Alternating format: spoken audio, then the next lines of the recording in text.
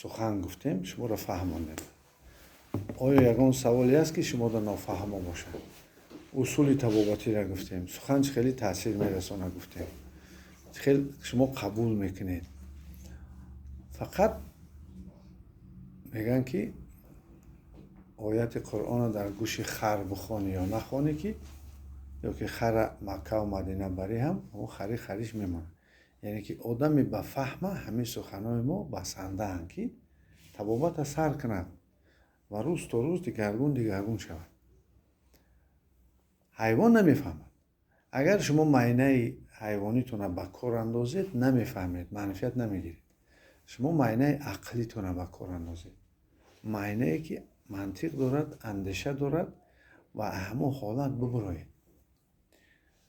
ана ҳамин гапҳоро ҳозир мо аввал фаҳмондем шуморо, ана ҳозир бо дар таги дил мепартоем, ки аз таги дил хоҳиши сиҳат будан, сиҳатиро дидан, ба пай ӯ гаштан ва уно ба даст гирифтан, монанди шикор мекунӣ, сайда мегирӣ, саломатиро ки гирифтӣ, бояд дар худат нигаҳ медорӣ. боз чӣ хеле саломатиро нигаҳ медорӣ, ҳар рӯз кор мекунӣ, ки саломатӣ аз худат нагреза.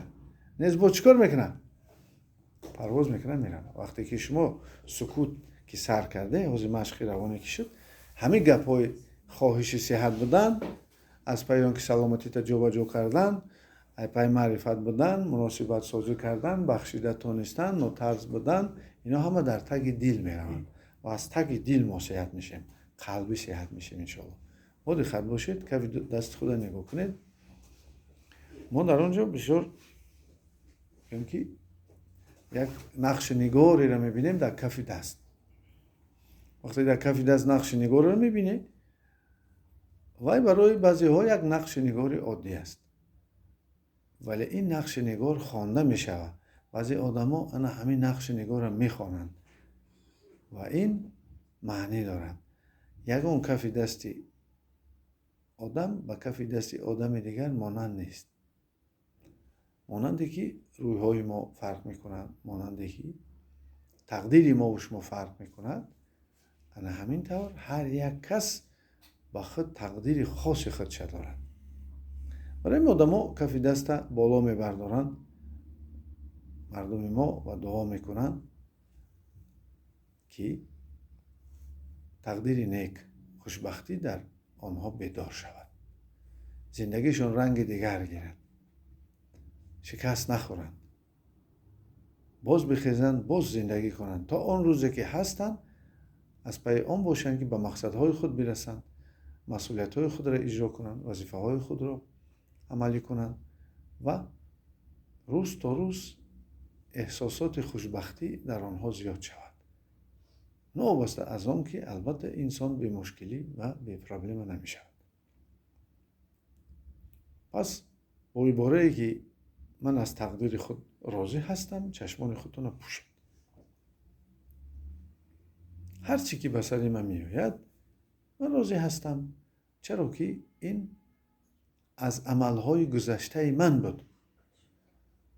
яъне мо ва шумо чӣ корҳое кардем, ё падару модари мо ва шумо, ё бобову бибиҳои мо ва шумо чӣ корҳое карданд, ки сабаби он шуд, ки имрӯз он хатогӣ дар мо ва шумо зуҳур кард.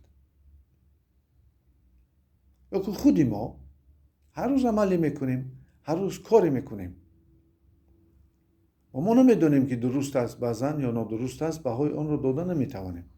барои ҳамин инсона бисёр хуб аст, ки агар қонунията бидонад, чӣ қонуниятҳои кайҳона, чӣ ҷамъията, чӣ қонуниятҳои ботини худша ва чӣ қонуниятҳое ки мардум, қавмҳо мекунанд.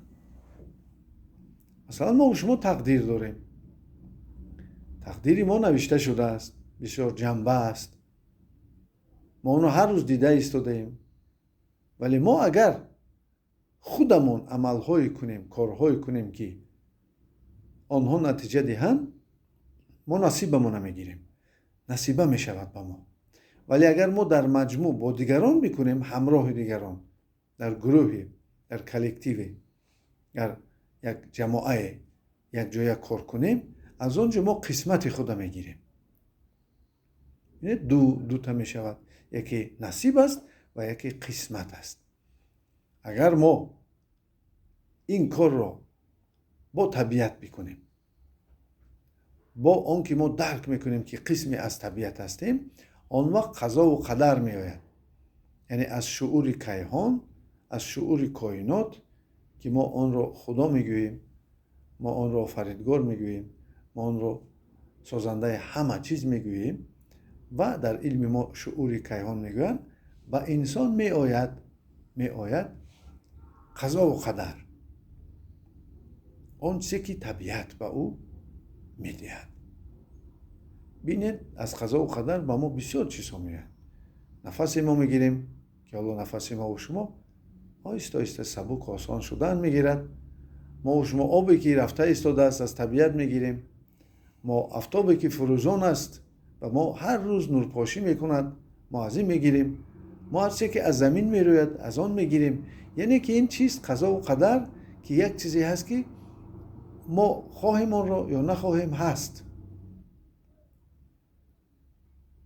و برای آن که ما و شما خودمان را دوست بداریم و قدر کنیم، باید البته به قدر آن مهنت های خود برسیم.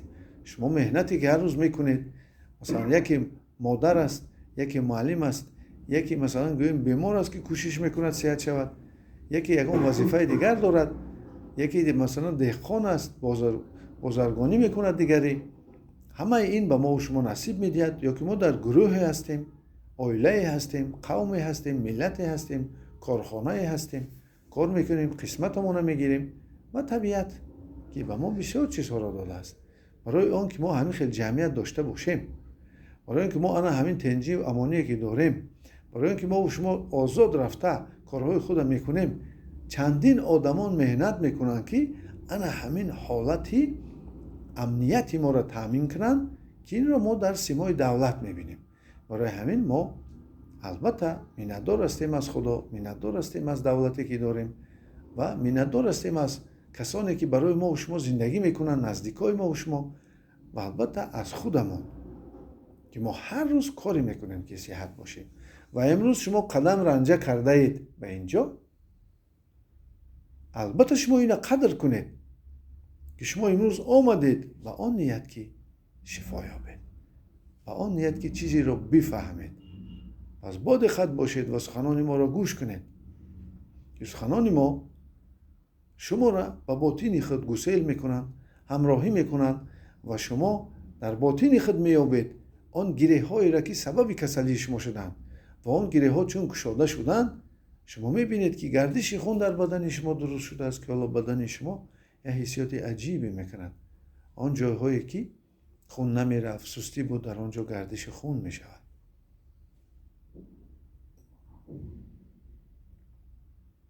احساسات گرمی پیدا میشود و شما میبینید و میفهمید که روز تا روز بهتر و خوبتر شدن میگیره.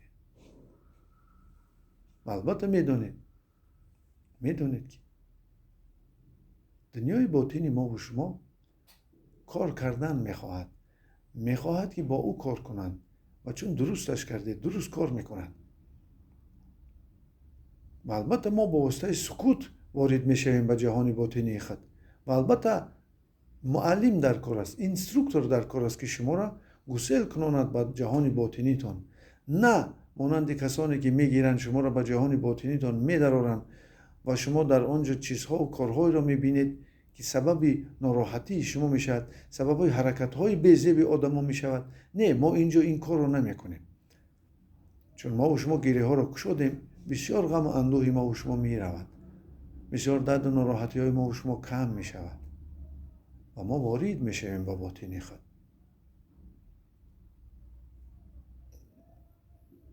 برای این اول آرام شوید.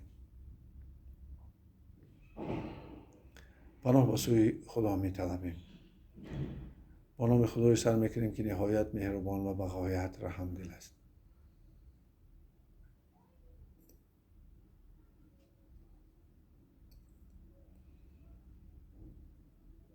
به نیت شفا نشسته ایم. قلب ما میخواهد که صحت باشد و خدا را در بین معینه سر گرفته آرام میشویم بدن خود را حس کنید. بدن در باطن گردش خون دارد. خون چنان مایعی، چنان محلولی عالی هست که تا حال عالمان در خون چی گپ است پره نفهمیدند. برای آنکه خون مثلا یک جاش لخت بندد، یعنی خون روی را منع کند، 12 تا عکس العمل ریاکسیون می شود. در یک قطره خون ما و شما از یک نمودی ایمونیتت ما، یعنی فرشته سلامتی ما، قوه مسئولیت دفاعی ما 5 میلیون است. گردش خون خود حس کنید. میبینید که چطور خون به کجا چه خیلی رفته ایستاده است. بسیار دردها از ویرانی گردش خونند.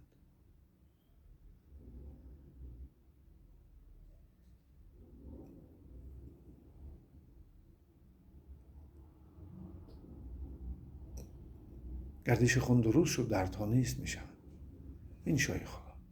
روز تا روز سلامتی شما دیگر و دیگر میشود. چه سوزش باشد، چه درد باشد، چه غم باشد. چون که در معاینه سر هم گردش خون درست شد، داروها حاصل میشن. گردش خون در عضو درست شد، عضو درست کار میکنند.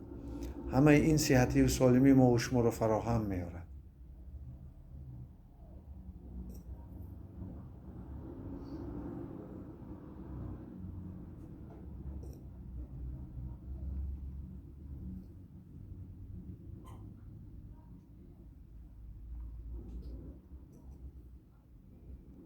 بس درست آزاد بشینید. هیچ چیز شما را خلل نمیرساند. آواز ما نقش شنیده میشود، شما با آواز ما با باطن میدرایید.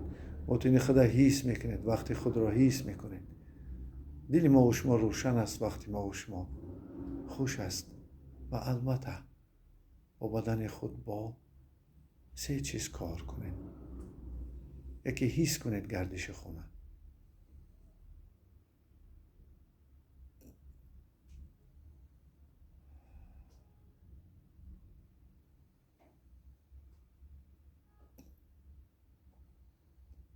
خونجان ما و شما هم هست. در سر می رود، سر درست می شود، فهمیش درست می شود. در پاها می رود، قوت می گیرند، درد رو نیست می کند، می شوید. غذا می برد، تازه می کند. و ما و شما از این رو سر کرده حس می کنیم که روز تا روز این شای خدا بهتر و بهتر شده می گیریم. روز تا روز حس می کنید که بدن شما به صحتی خود را می برده است. روز تا روز داروهای بدن حاصل می شوند. چون که ما باور کردیم که بدن ما قدرت داشته است که خودش را صحت کند. خداوند در بدن ما و شما این چیز را گذاشته است. و باز اگر ما کوشش کنیم و علم طب را استفاده بریم، از متخصصان استفاده بریم که آنها مصلحت ها می دهند، طبابت ها می کنند، باز تیزتر و خوبتر صحت می شویم. و ما اگر باز به خدا توکل کنیم عاقبت این کار را، باز خداوند ما را کمک خوبتر می کند. و روز تا روز، ساعت به ساعت ما و شما بهتر و خوبتر شده هم میگیریم. این شای خدا. هرچی که با ما و شما میشد، ما از تقدیر راضی شده ایم. این کار خدا بود. و یاد بیارید که وقتی که فرزند رسول اکرم درود و سلام بر او گذشته شد، خدیجه او را راست کرد، در خانه دیگر گذاشت. مهمان ها آمدن، خورد و خوراک کردن. باز چند کسی دیگر رو کارهاشون بود کردن. و نزد پیامبر گرامی آمد و گفت من یک سوال دارم. گفت بپرس. گفت مادر ما و شما خدیجه ما، خداوند از او رضا بود، اگر همسایه بیاد به ما یک چیز بدهد امانتی و بیاید ما آن را نگاه کنیم و آمده آن امانتی را پرسد، ما میدهیم او را. گفت البته. گفت خداوند امانتیش را گرفت، یعنی فرزند داد و فرزند گرفت. پیامبر گرامی اشک در رخساره خود کرد که او اما از مهر بود. این سنجش های سخت ببینید و بدانید که آدمان بزرگ دائم سنجش های سخت میگذرند. و امروز ما و شما هم در سنجش هستیم. ما نمونه و عبرت میگیریم از آن آدمانی که در چنین حالتها جانشان را در خطر گذاشته بودند، یا اینکه در خطر بودند، یا که چیزهایی را از دست دادند، یا کارهایشان بود نمیشدند، آنها رفتاری میکردند که سبب نمونه است.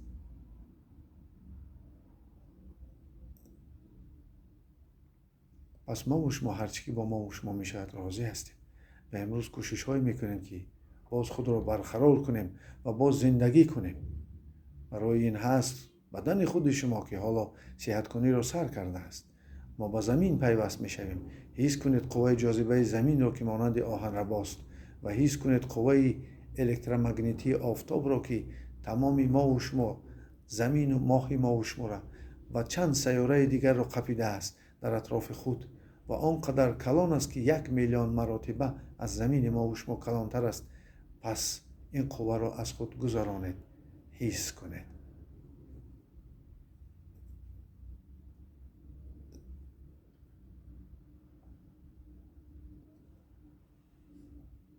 اما سیاهی وزمینی به طرف زمین می رود، مانند که کانالیزاسیایی که محکم بود گشوده می شود.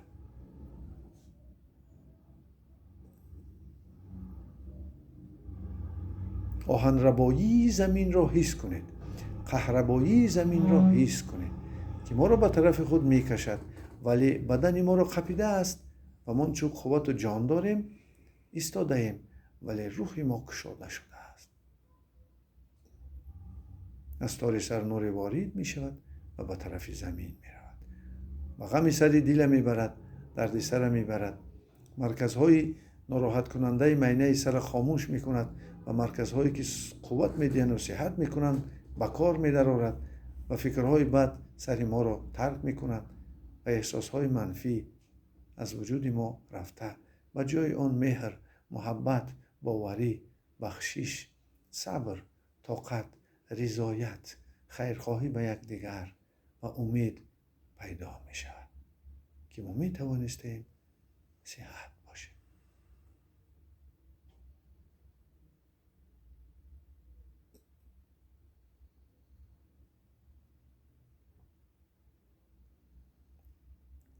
دم گیرید، هم تن شما و هم روح شما که به وقوع آمده ایستاده از خود توابت کنی بدن و هزارها فرشته ها ما و شما را توابت می کنند که در علم ما آنها را قوه های الکترومگنیتی مثبت می گویند که بدن ما را پر می کنند، قوه خنکی و گرمی را در بدن ما برابر می کنند و ما و شما به معتدلیت و صحتی می رسیم و همه غم و اندوه از تگ دل می رود و نفس آرام می شود و احساسات مثبت و فکرها خوب و خالگی در سر و مشق روانی را از خود می کنیم و روز تا روز می بینیم که بهتر و خوبتر شدن می گیریم. داروهای بدن حاصل شده ایستادن. ما می دانیم تا آن روزی که هستیم باید به صحتی خود میل داشته باشیم، آن را نگه داریم، آن را جمع کنیم، و البته می بخشیم کسانی که ما و شما را ناراحت کردند. واقعه و حادثه با ما و شما شده را قبول میکنیم و بهترین روزها ما و شما را انتظارند. روزهای خوب، روزهای نقص، روزهایی که ما و شما در آن خودمان را خوشبخت حس میکنیم. بعضی دردهایی که میده شده بودن ما را ناراحت میکردن، بعضی احساساتی که ما و شما را ناراحت میکردن نیست و نابود میشوند و ما و شما راحت باطنی خود حس میکنیم. حس میکنیم نوری را که از بدن میگذرد، ما و شما را تازه میکنند. وقتی ما و شما را خوش میکنند، ما و شما را آرام میگردانند. آرام شوید، حس کنید قوه جاذبه زمینه، گذاشتن نوره، تازه شوی بدنه، حاصل شدن داروهای خودتونه، گشوده شوی گریه هایی که چی در میان است، چی در سر دل است، چی در شکم است و چی در معده، چی در فکر است و چی در احساس، چی در گلوه هست، آنها گشوده شده هم میگیرند.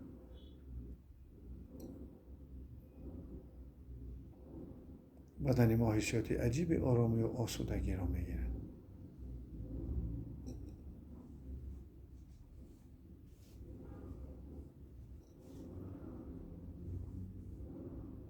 و بسازید در پیش نظر سلامتی خود را. بسازید در پیش نظر سلامتی خود را و آن را از خدا طلب کنید.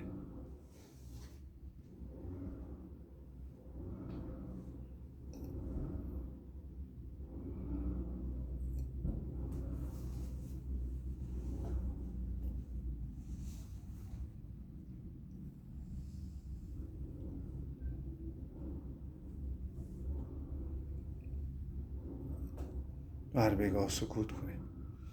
همینجا را به یاد بیارید، چون بعد شام شد بشینید سکوت کنید و فکرهاتون را درست کنید و حس کنید نور را، تازه شویتون، قوتتون، قدرتتون، صحتی را ببینید. حتی دیگران میگن که دیگر شده اید. حرکت های زیادتی نکنید.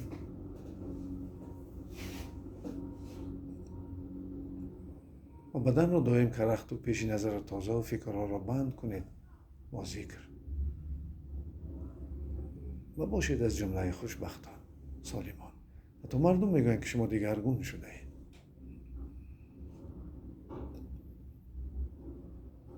خواب‌هایی میبینیم که با ما و شما خبری خوش میارن. در این خواب‌ها ما خودمون صحتیمون سالمین برای دیگران حتی میبینیم و میگوییم و روز تا روز بهتر و خوبتر شده. ما راضی هستیم از آن تقدیری که به ما و شما دادن، از آن شرایطی که هستیم و باز آن رو بهتر و خوبتر میکنیم. روز تا روز صحتی در ما و شما زیاد و زیاد شدن میگیره. روح شما روح شماست و روح ما روح ماست. سبک و روشن دم گرفته، خرسند و خوشبخت، آزاد و بی‌درد.